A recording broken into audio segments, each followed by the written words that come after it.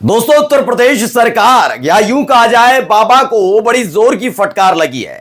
फटकार ऐसी कि अब तक लग रहा था कि संभल में जो कहा जा रहा है, किया जा रहा है, उसकी सुनवाई कोई नहीं करेगा।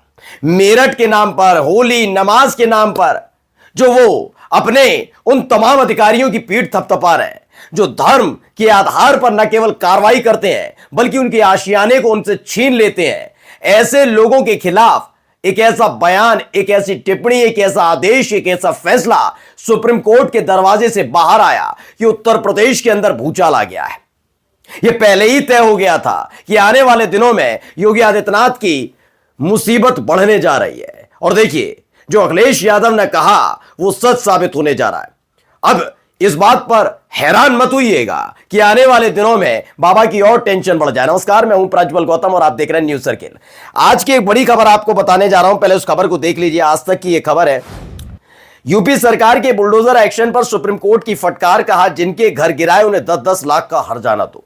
ये बहुत बड़ी बड़ी बातें करते हैं ना, जो दंगाई होगा, उपद्रवी होगा, उसके खिलाफ एक्शन होगा, घर गिर जाएंगे, बख्शा नहीं जाएगा, उत्तर प्रदेश छोड़ दो, दुनिया छोड़ दो, पता नहीं क्या क्या नहीं कहा, हुआ ना। फिर लोगों ने कहा कि चलिए कानून में विश्वास बढ़ रहा है, लेकिन देखते ही देखते समझ में आ गया ये सारी बातें दंगाइयों के लिए नहीं थी, ये सारी बातें उपद्रवियों के लिए नहीं थी, गुंडे और मवालियों के लिए नहीं थी, ये खास तौर पर मुसलमानों के लिए थी। क्योंकि एक ऐसा ही घटनाक्रम घटा जिसने पूरी कुंडली योगी आदित्यनाथ की सरकार की खोल कर रख दी सुप्रीम कोर्ट के सामने कि कैसे धर्म के आधार पर कार्रवाई होती है, यह कहने के बावजूद भी कि अगर आरोपी है, आरोपी छोड़िए दोषी भी है, तो उसका घर बुलडोजर से गिरेगा नहीं। लेकिन कैसे सुप्रीम कोर्ट के उस आदेश की धज्जियां किसी और ने नहीं, उत्तर प्रदेश की योगी आदित्यनाथ की सरकार ने उड़ाई हैं। अब उसका हर्जाना देना पड़ेगा। पहले खबर पढ़िए। याचिकाकर्ताओं ने कहा कि नोटिस भेजने के 24 घंटे के भीतर ही बुलडोजर चला दिया गया। याचिकाकर्ताओं के मुताबिक साल 2021 में पहले 1 मार्च को उन्हें नोटिस दिया गया, उन्हें 6 मार्च को नोटिस मिला, फिर अगले ही दिन 7 मार्च को मकानों पर बुलडोजर एक्शन लिया गया।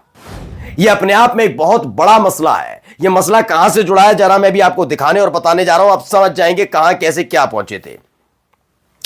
अब देखिए खबर क्या है, पहले खबर देखिए।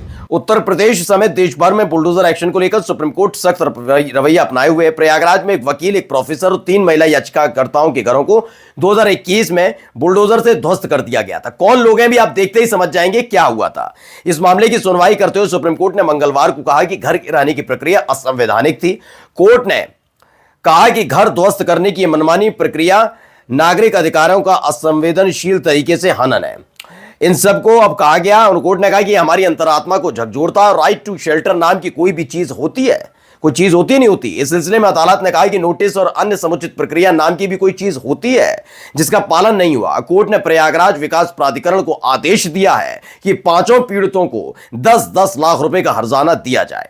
अब ये कहानी कहां से शुरू हुई समझिए। ये कौन लोग हैं जिनके घर गिराए गए? ये मुस्लिम समुदाय से ताल्लुक रखने वाले लोग हैं। ये कौन लोग हैं मालूम है? अतीक अहमद के घर के बराबर में इनका घर था। जल्दबाजी थी उस समय, हीरो बनने की बड़ी इनमें रहती है। हम तो हीरो बन गए, हम तो हीरो बन गए, निपटा दिया, पहुंचा दिया, खोद के गाड़ दिया, इस तरह की शब्दावली तो वही किया जा रहा था। इतने उड़ रहे थे, इतने उड़ रहे थे, अब पर कतरने लगे। अब 10-10 लाख रुपए, खैर 10 लाख रुपए जो दिए जाएंगे, आपको लगता है क्या योगी आदित्यनाथ अपनी जेब से दे रहे हैं, अपनी सैलरी कटवा कर देंगे? नहीं, वो आपकी और हमारी कमाई है।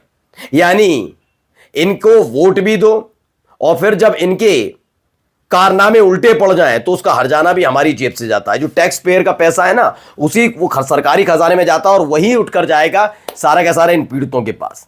यानी पीड़ितों के पास अपना ही पैसा लौट रहा है, यानी जनता का पैसा लौट रहा है। कोई फर्क नहीं पड़ता योगी आदित्यनाथ को, कोई फर्क नहीं पड़ता भारतीय जनता पार्टी को।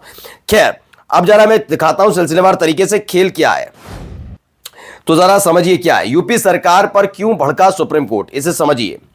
पहली जो चीज निकली वो ये कि उत्तर प्रदेश के प्रयागराज में साल 2021 के बुलडोजर एक्शन पर सुप्रीम कोर्ट ने बेहद सख्त रवैया अपनाया है। कोर्ट ने प्रयागराज डेवलपमेंट अथॉरिटी से सभी 5 याचिकाकर्ताओं को 10-10 लाख रुपए मुआवजा देने के लिए कहा। अथॉरिटी 6 सप्ताह के भीतर यह भुगतान करेगी। कोर्ट ने नोटिस मिलने के 24 घंटे के भीतर मकान गिरा देने को अवैध बताया है। यानी इतनी जल्दबाजी थी पोस्टर बॉय बनने की, इतनी जल्दबाजी थी तुष्टीकरण की कि यह भी नहीं देखा गया कि सारे नियम कायदे कानून को खूंटी पर टांगा जा रहा है, कुछ को जूतों के तल्ले कुचल दिया जा रहा है, कोई फर्क नहीं पड़ता।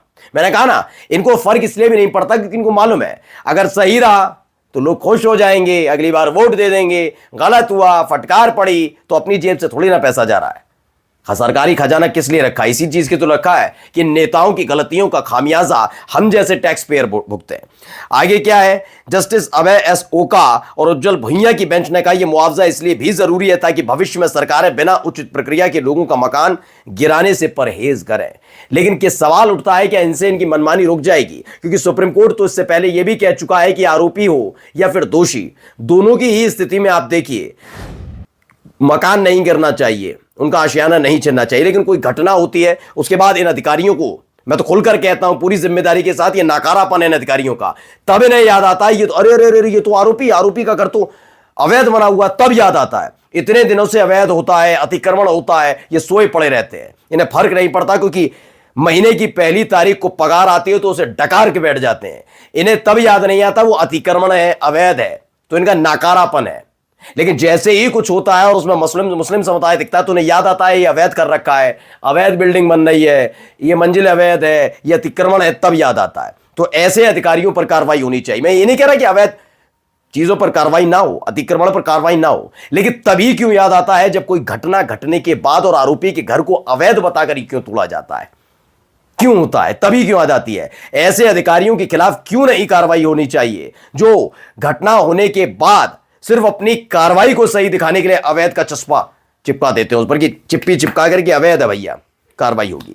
तो ऐसे अधिकारियों पर भी कार्रवाई होनी चाहिए। और इस मसले में तो यह है कि इस मसले में तो खास तौर पर आपने देख ही लिया कैसे मकान गिराने की कार्रवाई धड़ाधड़ की जा रही है। जजों ने हाल ही में सामने आए एक वीडियो का भी हवाला दिया जिसमें गिरती हुई झोंपड़ी से एक बच्ची अपनी किताब लेकर भाग रही है।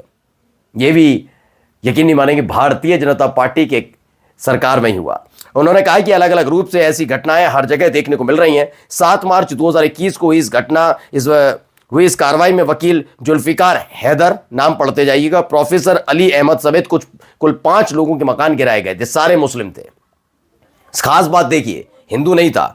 याचिकाकर्ता ने कोर्ट को बताया कि उन्हें शनिवार 6 मार्च की रात को नोटिस मिला था। याचिकाकर्ताओं ने कहा कि जिस जमीन पर यह मकान बने थे वह लोग उसके लीज होल्डर थे। प्रशासन ने उस जगह को माफिया और राजनेता अतीक अहमद से जोड़ते हुए कार्रवाई की थी। मैंने कहा ना, चेहरा चमकाना है, फिर जरूरत ही क्या है माफियाओं की, गुंडे मवालियों की। इनमें और उनमें अंतर क्या हो जाएगा कि आप कानून का सहारा लेकर वही तो काम कर रहे हैं, उनको ही खूंटी पर टांगते और आराम से कार्रवाई करते।